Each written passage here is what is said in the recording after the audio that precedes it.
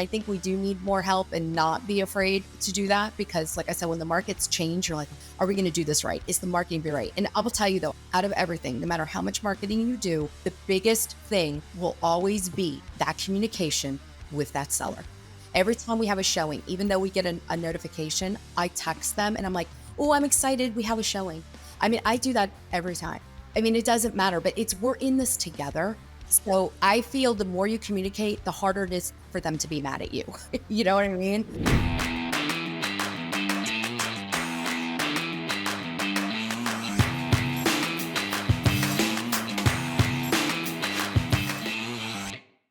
You're listening to the #1 real estate podcast in the world. We talk with real estate professionals all across North America about their wins, losses, lessons, and stories help you win in your local market today. My name is Cody from Sheridan Stream, joined with Vikram Deal of the Real Estate Sales Academy. Vikram, what's up, man? You showed up on time for the podcast. Well, I feel, I was keep going. I want to yeah, hear no, what I'm you just have like, to say. that's all I was going to say. I'm just like very proud of you for showing up on time for this podcast. I mean, when it's on my calendar, I'm typically there. Hey, I agree with you. You showed up on time. You're here. You just got a nice little, I heard, and that's what made you tardy to the last episode. Ears waxed too. Yeah, it's hurt. Got to do what you got to do, man. When you're brown, you're only 1/3 brown. So when you're only 1/3. Yeah, so you didn't get the hair gene. Unfortunately. Yes. It comes with great hair on the head, but it also comes with a little bit of ear hair, no back hair. Yep. Now you guys are learning a lot more about me than I've learned a lot. Wanted to know. Yeah, I've learned a lot. Yes. This is when you live with Vikram, you learn a lot about Vikram. I will tell you that when you live with Vikram, you learn a lot about Vikram. That's actually a really. I don't know what that means, but I would say, yeah, I agree. When you live with a human, you learn a lot about a human. Yeah, this is, and if this is your first time tuning into the R Agent podcast, I want to say welcome. If you listen back on iTunes or Spotify, we've had a massive spike. I don't know if you knew this, Vic. A massive spike, like double the downloads in the last month on iTunes and Spotify. I think partly it has to do with the fact that I keep on pushing people towards iTunes and Spotify. If you're listening on iTunes and Spotify, leave us a review. It helps us reach more real estate agents in the market. Share this, you guys. Like this is episode number 200 and something, and we did a lot of episodes really fast. Like we're barely one. No, when is our 1 year anniversary, Cozy? December 1st. We're not even 1 year yet. We're not even 1 year old yet. Yeah, we're not even 1 year old, and so our goal was to get to 300. And that it was just too hard. But we knew when we got into it that if we got over 200 to 250, it would be amazing. We hit about 225, and we've had a lot of learning. I think this goes back to, I think I'm going to tie this back into sales. You come in, you're excited. You're like 5 days. I'm going to do 4 hours of prospecting. I'm going to do 2 sessions, 1 in the morning, 1 in the afternoon. And you don't really know what you don't know. Like, even though we had an idea, like we prepped, we had meetings, we had talked, we did a lot of things to prepare ourselves. We talked to a few people, we talked to Shra and a couple other people, but then we got into it. And I would say our first 99 episodes until we had Tamir on, we were kind of a little agent bashing. Yeah. And then, Cody's frozen, which is great because I love talking to myself. Basically how most of our conversations went while we lived together. It was basically me talking to myself for like 30 minutes, and Cody's like, "Yep, okay, cool. I went to bed." Like, that's awesome.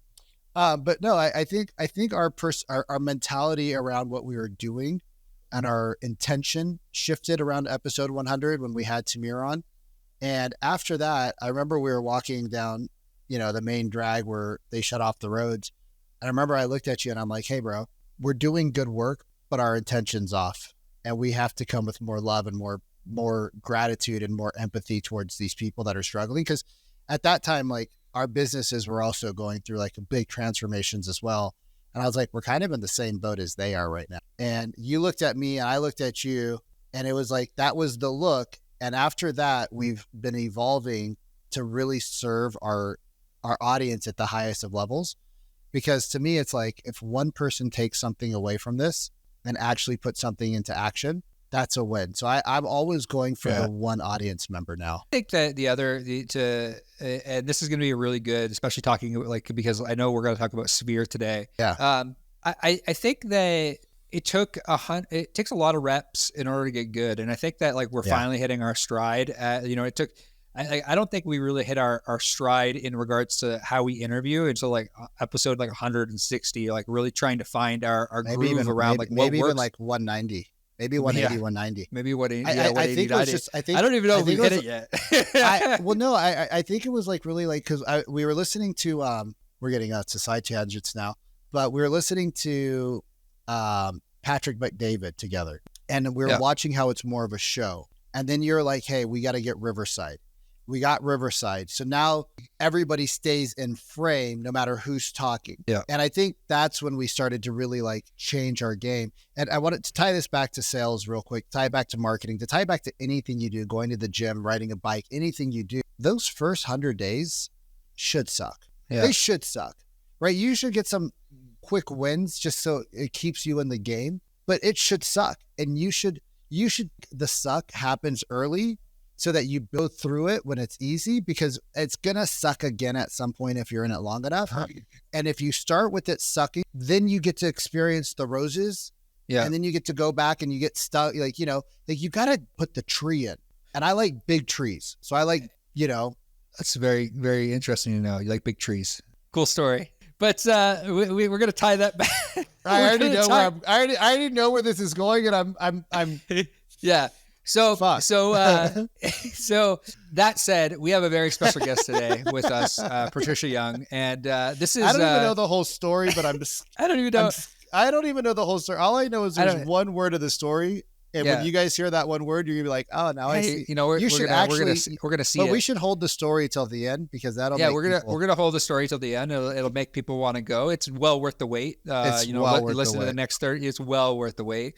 But Patricia, why don't you give us the 67 second, we'll say 67. 67. Wow. I'm 67. I'm giving you an extra 7 seconds. 67 second. I'm going to time that. Cliff Notes version on what you're up to in real estate, so that we can set the precedent, and then we'll hop right into it. Give us the Cliff Notes version on who Patricia is. Ready, start. Real estate. Ready, go. All right. So I've been in real estate for almost 20 years. And right now I am with everybody else, trying to stay off the Titanic. Crazy market. I have a team in Dallas. I have a team in Charlotte, North Carolina. I go back and forth. Real estate, definitely, like I said, it's challenging, but I do love it. You're right. When you say that it does suck at times, you have to know how to get through that. You have to keep motivated, not only keep myself motivated, keep the team motivated. And it goes back to relationship building more than ever now. And the word to me that drives me crazy that I hear more and more often is this: you got to be authentic. I forgot what that word means, because I think they just want to say I'm authentic. I'm like, oh my God, it drives me nuts. So, but you're right. But it's a relationship building business, if not more than ever. It's reaching out. And I always tell people, if you don't like prospecting, you better, find a way to really like it and to really care about what you're doing, and to keep these people in mind and to help them. This is a big hurdle we're in right now.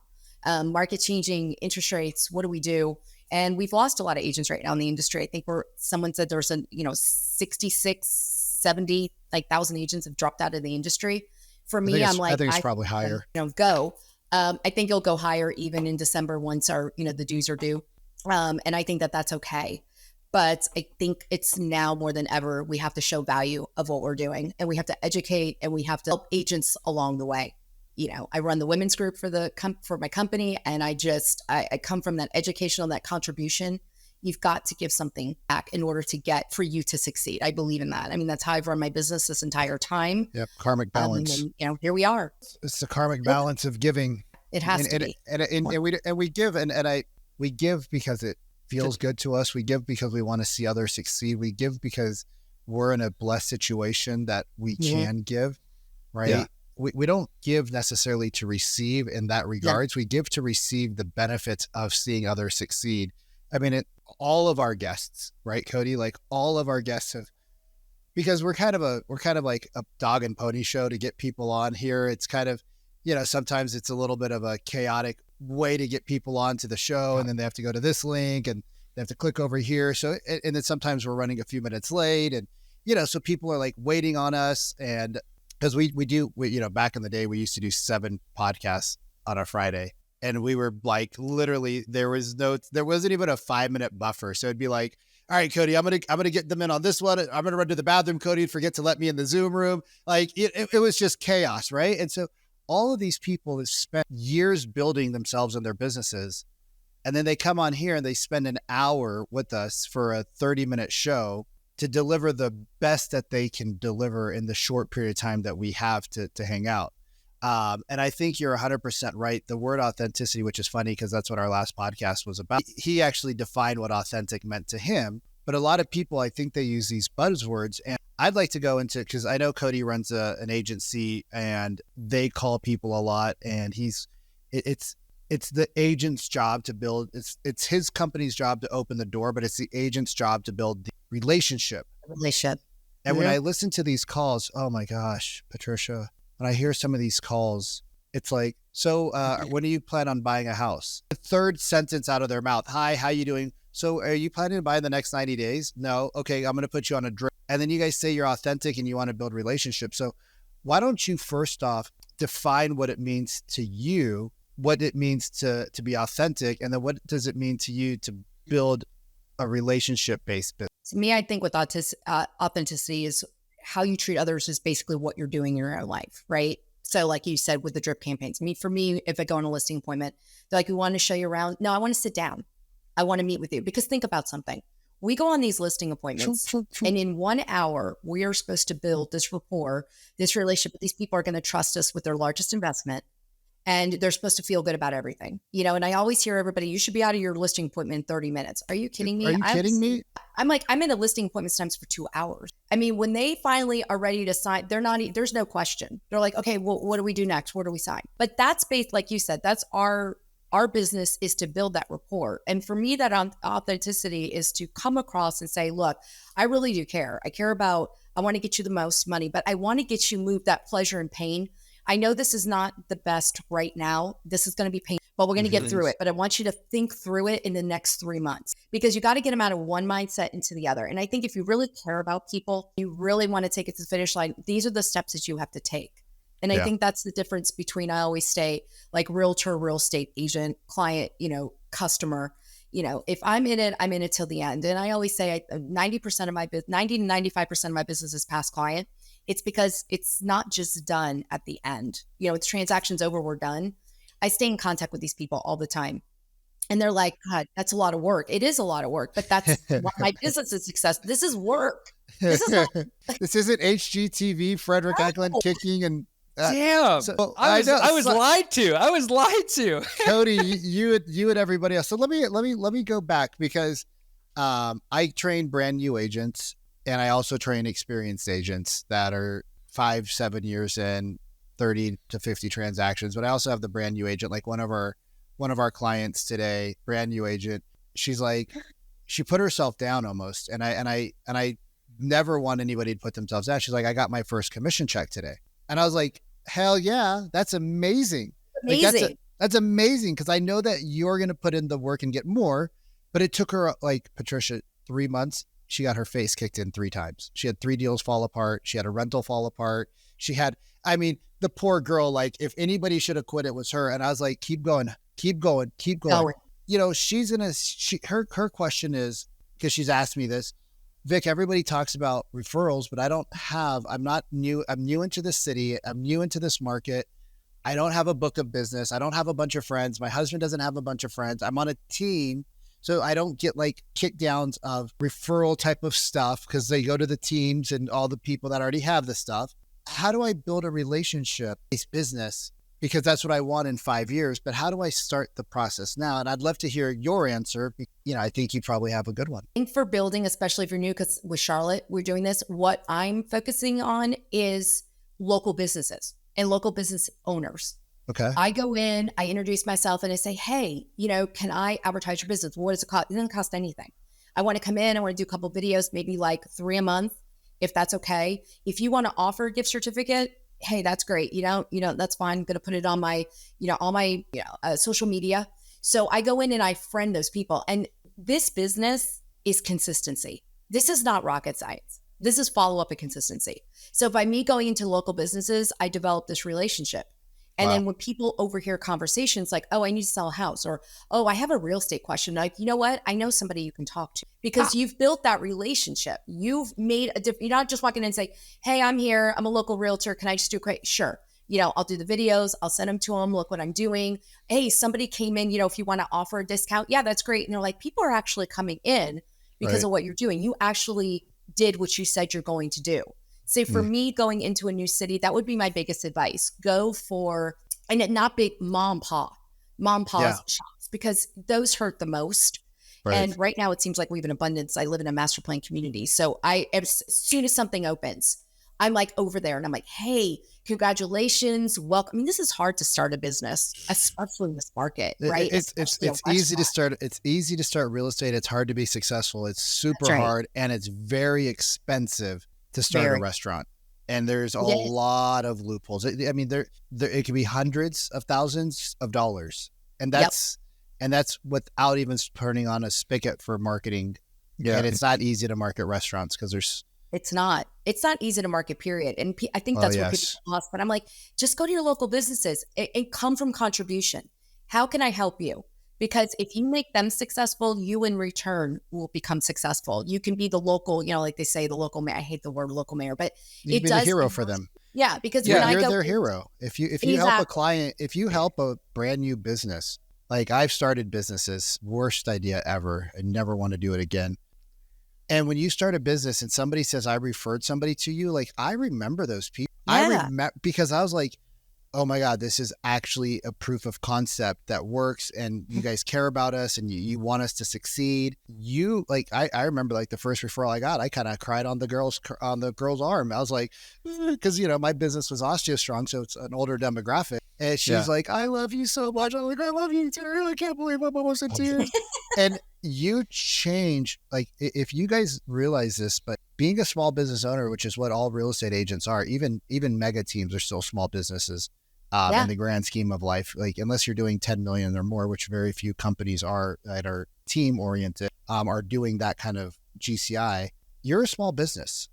And just like how you feel when you get a referral, they feel the same way. That local, and I love what you said there, Patricia, because it brought me back to even when I started my business, like 6.5, almost 7 years ago. Like one of the first things we did was connect with local businesses, join the local BNI, get on the chamber board, serve on boards, like actually serve your local community. I think it's a lost art that we that we just forget about, where it's like, where do people live, work, and play? They, the restaurants, the coffee shops, the, accounting offices, the, economic development boards, the, chamber boards. There's so many ways that you can get involved in your local community. What I'm curious, because you have taken already a super successful business and now you're planting another business. It's like, say for example, somebody wants to start a team, because obviously starting out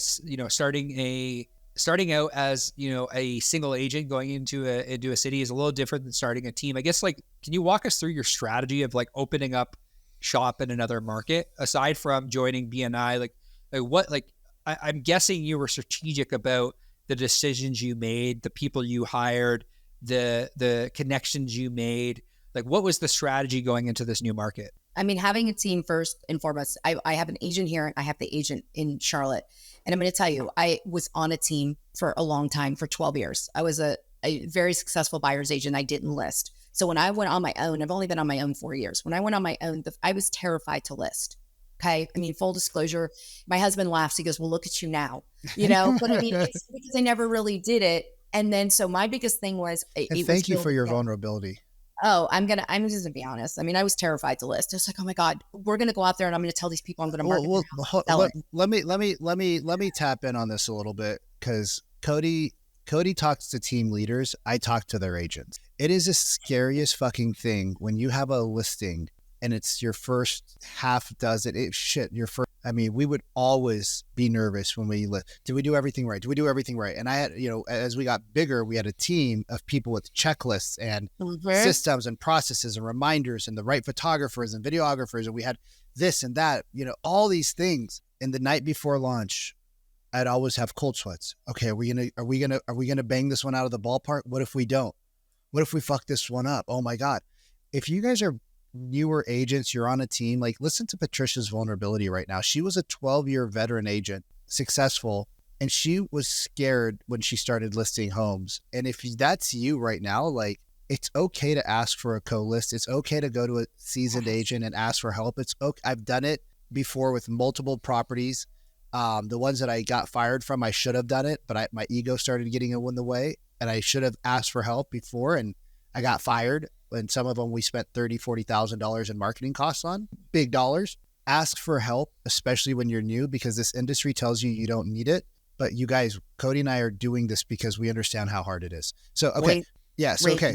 No, I didn't mean to give that little interjection, but because even now, like I say, I mean, I list now. I mean, I'm 19 years in the business, 4 on my own of listing a lot, and I still get this listing, especially now with the market change. And now with having team members that go with me, it's funny. I went last week and she walked out and she's like, wow. I mean, you had him totally agreeing. He was like on it. You're really good at what you do, and you don't hear that because I'm the team lead. So I don't hear, no one goes with me. I don't know. You just don't get the listing. Yay. Okay. You get it. But I mean, it is. And I think we do need more help and not be afraid to do that because like I said, when the markets change, you're like, are we going to do this right? Is the marketing right? And I will tell you though, out of everything, no matter how much marketing you do, the biggest thing will always be that communication with that seller. Yeah. Every time we have a showing, even though we get a notification, I text them and I'm like, oh, I'm excited. We have a showing. I mean, I do that every time. I mean, it doesn't matter, but we're in this together. So I feel the more you communicate, the harder it is for them to be mad at you. You know what I mean?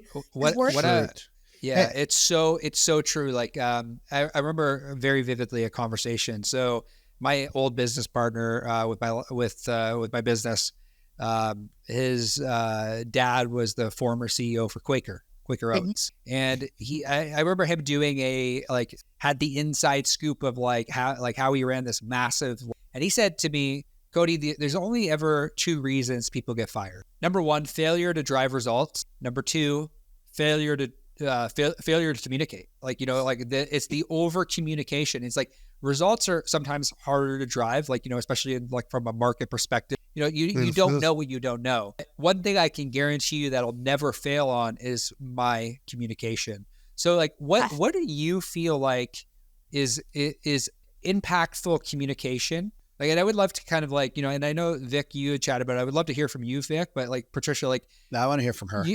You have communication that you have to drive in one market, and then you have communication with buyers and sellers in another market, and then you have the communication that comes back to you. How do you make sure that things don't fall through the cracks? And how do you make sure that the buyers and sellers get taken care of, that your agents in different markets are getting taken care of? There's a lot of moving parts when running a team and running a business. How do you communicate well? Well, first, it has to be systematic. So we use Chime. So any buyer notes, everything has to be placed in there because mostly, I mean, I'm not a micromanager because I expect them, we're trained. So every week we meet and we talk every day, at the end of the day, we're in a group text too, but on Mondays we have our Zoom and we go through what we got to do for the week. They all do their lead gen. They have their sheets that they mark off. So we know how many calls. I mean, look, if you don't make calls and you don't follow up, you're not going to have business. So it's not hard to know whether I know you're doing your job or not. But everything is put into Chime, so I can go in and look at everything. The one here uses mine, and the other one's systems are all together. And it's everybody's using the same type of, I wouldn't say script. I don't like the word script, but everybody's using the same. This is what we're doing. We make this many calls. We have this many appointments. We try to go for 2 a week, if not more. But 2 is definitely the bonus, and so far we've been hitting that. And it's that communication of, okay, you're calling the cold leads, then you wait, then you call the ones you called the day before, then it's a follow-up. Because in this business, for the cold stuff, it's all about the follow-up. Because if that lead's got to be touched 12 times before they probably even pick up a phone or respond to an email. So we need to make sure. So everything's systematic. We know, okay, this is day 1, some stuff's automated, and then we do our deals of the week. We do our newsletters. We do our video of a bill job, so we at least have 3 videos a week. So they're constantly getting the SOI, not so much because I don't want them going out. The SOI they just got the newsletter. She sent it out today. And then they get a video. They could probably get a video a month. But the other ones are getting about, and If they unsubscribe, you know what? That's fine. It keeps a database. But then the deals of the week and open houses, they get open houses too. So they're getting 3 or 4, they're getting hit a week. But I'm telling you, we're getting a lot of activity. People think, well, is it too much? Or when should I stop? Look, if they unsubscribe, they're not interested. I want the ones that the more they're on there, the more they respond, and they don't unsubscribe, and you can tell what they're looking at, and then we'll always tell them, if they're looking at 123 Main Street, you can see it. Just send them. Say, hey, I saw 123 Main Street. This is something you may be interested in.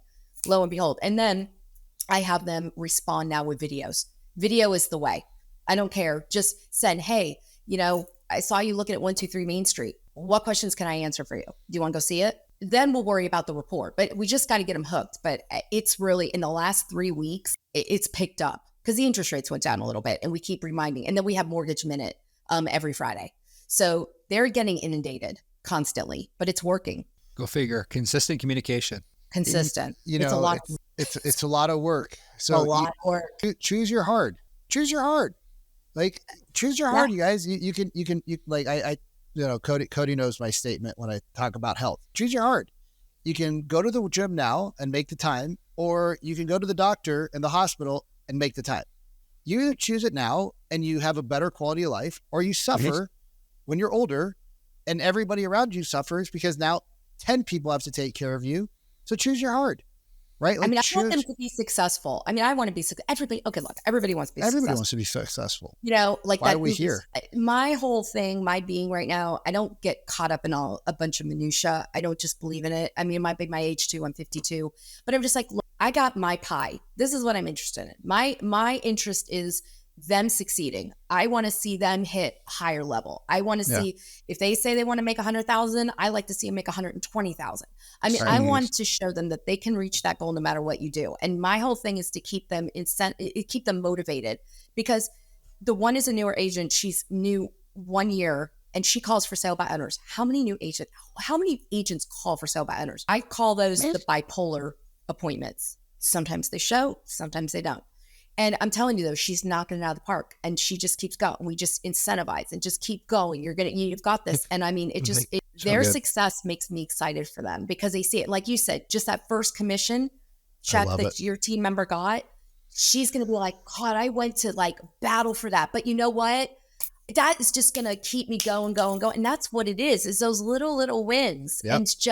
And just when you think you should give up, that's when it happens. It's corny as that sounds, but it's true. It's karma. It's true. So I want to stay down the track of, I don't like the word follow-up because it has such a negative stigma, but I want to call it something better. Like, I want to call it relationship building. Relationship building. So let's go down this track of relationship building, because, again, going back to what we did, because I can only talk about the things we did. We met our people for a buyer consultation, right? Because I didn't want them, I wanted them to know that we were on the same team. Yeah, sure. We got into the point where we had our TC doing a lot of our transactional stuff. So we only had one contact a week with client post contract, right? Because the TC was taking care of a lot of that stuff. Right. But it was so systematized. It was so systematic. When she showed me her workflow one day, it was 3 pages. And I'm like, why is there so much crap here? She's like, Vic, this is what you wanted. She's like, this is why our clients, we have 132 reviews on Zillow and we haven't sold real estate in 5 years. And they're like, this is why our business is what it is. And it's like, holy crap. We really do all that stuff? She's like, yeah. I was like, I only do this. She's like, yeah, but we do all of this. And so everybody had their piece of the pie that they did. And so the overall connection was through the roof. So when you're doing, you guys pick your heart. Pick your heart. If you want to always cold call and dial FSBOs and never talk to people again after that, like a one night stand, pick your heart. It's cool. Right. I don't care what you do. Just do something. Do it. So when you're calling people, because here's what I hear. We've called them 9 times. They've told us 9 times the same thing. What do I say on the 10th? Most of them aren't calling 9, but what do I say again? It's the same conversation. They're not changing their conversation, which is why they should talk to me, but that's another story. But how do you tell your agents, hey, don't stop? I tell them too, it's diving in. There's a reason. Well, one, I believe there's a reason they stay on the website. There's a reason. Sure. So, because you can see everything that they're doing. That's what's great. I don't get paid from Chime, but I like Chime. I've had so many different CRMs, and to me, this has worked the best. So you can see, I have them friend them on Facebook. Maybe it's a little stocky, but I like stocky. That's good. That's a good one. That's a good one. I'm going to know what they're doing, right? Yeah, we used to do that. Then we hang out in this area. Oh, okay. Well, I see they spend a lot of time in Dallas. They were here this week. Let me look what houses are for sale. So we tried different approaches. So when they call, I always say, so let me ask you, I know you're on the website a lot and maybe you're not ready yet, and that's fine. But like, what's stopping you from, let me just ask you, what is stopping you from buying right now? Are you scared of the market? Is interest rate? What is it that maybe I can answer the question? Because the media scares everybody. So you did something that I don't want to glance over. You gave a diffusing statement. You took the pressure out of the room. Hey guys, like maybe buying's not for you right now. Like, and that's cool. Like, and is there something that's actually holding you guys back from buying? Is it the rates? Is it the volatility? Is it pricing? Is it inventory? Like, what's holding you back? I call it the problem, right? First, we got to figure out the problem, then we get a solution, then what's in it for them? But if you don't have a problem and you just start solving things, so, like your framework is very simple. What's the problem? What's holding you back? We try to fix something. We don't know what the problem is. So maybe they're not ready to buy it. And you know what? Hey, that's whatever. That's fine. But what I want you to know is that when you have a question, I had a listing we went on almost a year ago and we stayed in contact, called once a month. He was on our newsletters and everything. He finally called. He goes, I'm ready. He goes, I've had 5 agents knock on my door. I would never list with anybody without you because you did what you said you were going to do. Yeah. Do what you say creates trust. Yeah. Cody's the same way. Like, Cody, talk about because I know that I've talked to some of your clients recently and they go, hey, I know exactly who I am. I'm like, I've never seen your name before ever. And it's because Cody sends so much communication and he's so on top of his email. He posts so much on his Facebook and his message is so consistent. Yep. So talk about for you, Cody, I know you're going after real estate agents. It's not the same, but do you feel that it's the same concept? Like you have to create 1,000 touches before you get somebody to actually trust that you're going to do the thing?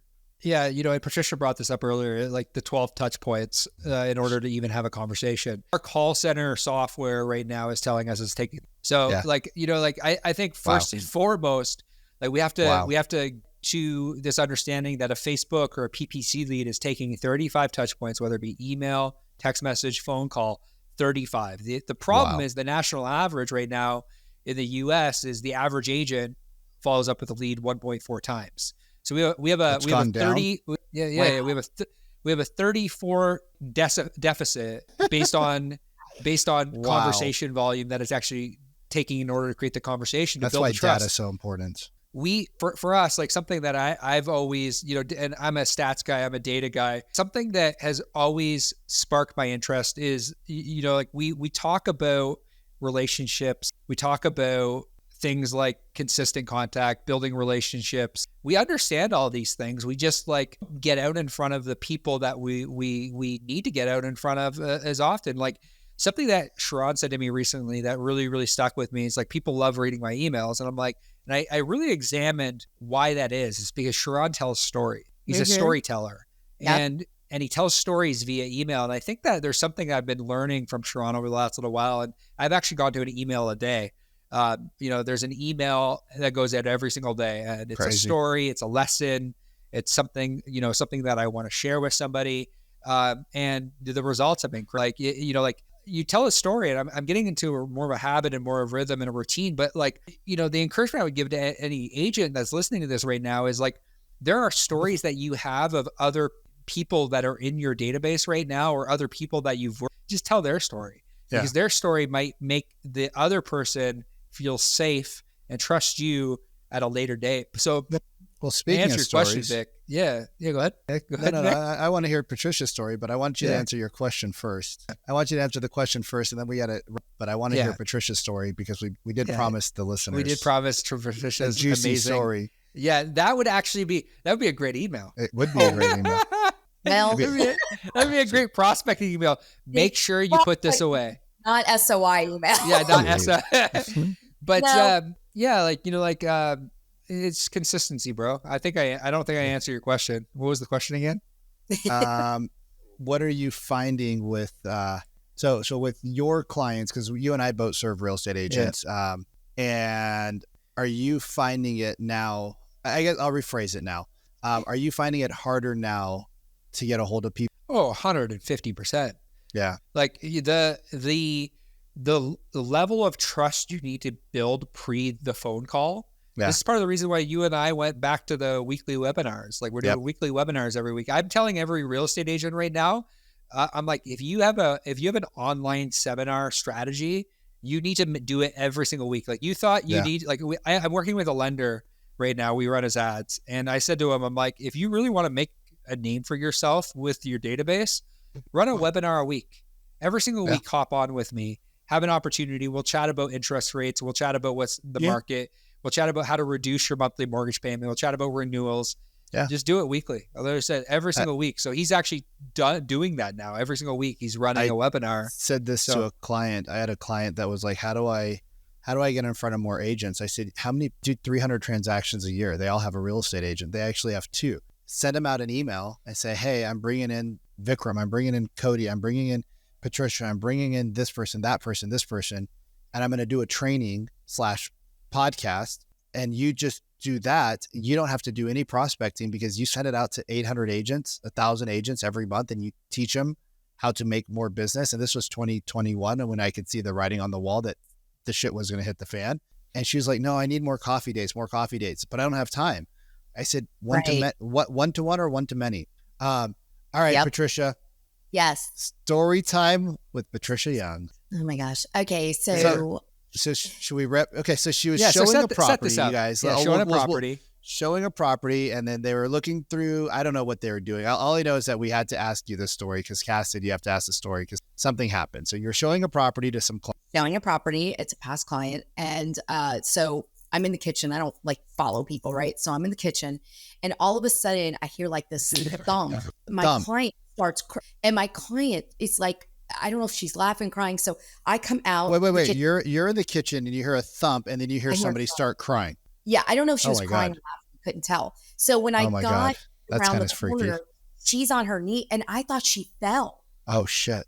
So I go, I'm not gonna say her. So I called out her name. She looks up and she's laughing so hard. She's crying. I'm like, what is wrong? She goes, and she can't even talk. She's pointing. So there was like a little cubby hole. So I look over. I can say D word, right? You can say whatever you want on this podcast. So it was a dildo. I'm not exaggerating. Yeah, I mean, wait. You just described something very. Your hands were like the whole size of the screen. It wasn't just like a normal one. It was like extra large. I'm feeling a little intimidated here, Cody. I'm gonna have to go now. We were dying. We were laughing so hard. And she goes, and I'm like, oh my God. She goes, what do we do? And she goes, pick it up. I'm like, I'm not picking it up. I'm like, take it back in. So, so I'm thinking to myself, this is a hall closet, y'all. This is not a bedroom. Yeah. And is this a family? Like, is there kids in this house? Like kid bedrooms? Oh, there's kids. There's poor children. So I called the listing agent and I said, hey, something happened at the house. And she goes, I said, well, we were we were showing the house. My client opened up the closet. I didn't say what closet yet. And I said, and something fell out. She goes, what are you talking about? And I said, a dildo. She goes, she was flabbergasted. This is like the most like improper family is what she tells me. Of course they are. Well, that's the freaky ones. Those are the freakiest ones. Let us know, if you're listening to iTunes, your craziest showing YouTube story. Yeah. What's your craziest showing story? We'd love to know, dildos in closets are definitely up there on the ranking, but, yes. Oh my goodness. That's definitely, you know what? That should be our question that we ask everybody. What's the craziest showing you've ever had? I want to write a book, Lies, Deceit, Deception, Real Estate. Telling you. Yeah, it's all there. Patricia, this has been awesome. You guys, obviously she's doing something right. Patricia, if somebody wanted to find you online, if they wanted to collaborate with you, if they're in North Carolina, or if they're Texas, Dallas, Texas area, or maybe they just want to talk to you about fun stories, because obviously you have a good sense of humor. Where do we send them in the world of the www. World Wide Web? Definitely either Facebook or Instagram. I'm under Patricia Ann Realtor, Patricia Ann Young Realtor. Easy to find. Follow My Heels Home is my brand. So it's pretty consistent. So either way, I'm here to help and answer any questions, stories, real estate. Yeah. Patricia, ton of fun. Cool. It was a ton of fun jamming today. I want to say thank you for tuning in to another episode of the Our Agent Podcast. If you got any value out of today, or if you got a good laugh, a big laugh. Maybe you got a big laugh. Yeah. Leave us a review on iTunes or Spotify. Over the last month, we've actually doubled the amount of downloads on the platform, which is pretty crazy. And I feel like this story is going to go out somewhere on the social networks. And I think this is a good dildos in real estate. Like, I think that's a great tagline for this episode. We are getting less and less visibility on the platforms by the second. Yeah. Patricia, we'll see you soon. And everybody else, thank you for listening. We appreciate you guys. Bye, guys.